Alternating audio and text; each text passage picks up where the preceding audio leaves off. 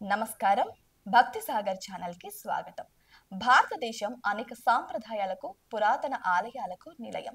అలాంటి వాటిలో ఒకటి జమదగ్ని మహర్షి ఆలయం. హిమాచల్ ప్రదేశ్లో ఉన్న ఈ ఆలయం ఒక చిన్న గ్రామంలో ఉంది. ఆ ఊరిలో ప్రవేశించే ఎవరు ఆ గ్రామస్తులను కానీ, అక్కడి వస్తువులను కానీ తాకకూడదనే విచిత్రమైన నియమాన్ని వాళ్ళు తరతరాలుగా పాటిస్తున్నారు. భారతీయ పురాణాల ప్రకారం జమదగ్ని మహర్షిని సప్త ఋషుల్లో ఒకరిగా చెబుతారు.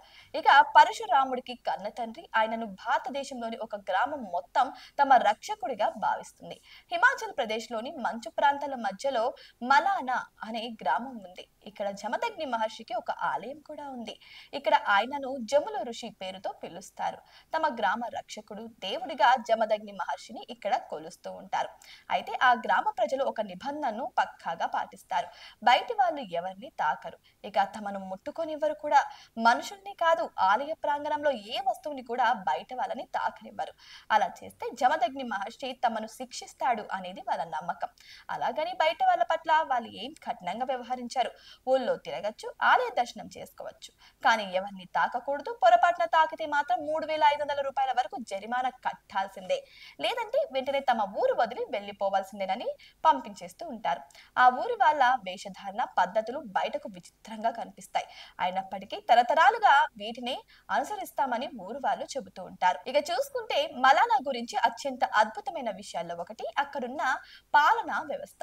ప్రపంచంలోని అత్యంత పురాతనమైనదిగా చెప్పే ప్రజాస్వామ్య వ్యవస్థ ఇక్కడ ఉంటుంది. వారికి 2 సభలతో కూడిన పార్లమెంట్ వర్షన్ ఉంది. ఎగువ సభ పేరు జైస్తాంగ్, ఇక దిగువ సభ పేరు కనిష్టాంగ్. వివాదాలు, నిర్ణయాలు మొదట ఈ సభల ద్వారా పరిష్కరించుకునేందుకు ప్రయత్నిస్తారు. అక్కడ పరిష్కారం దొరక్కపోతే జమదగ్ని మహర్షి వైపు చూస్తారు.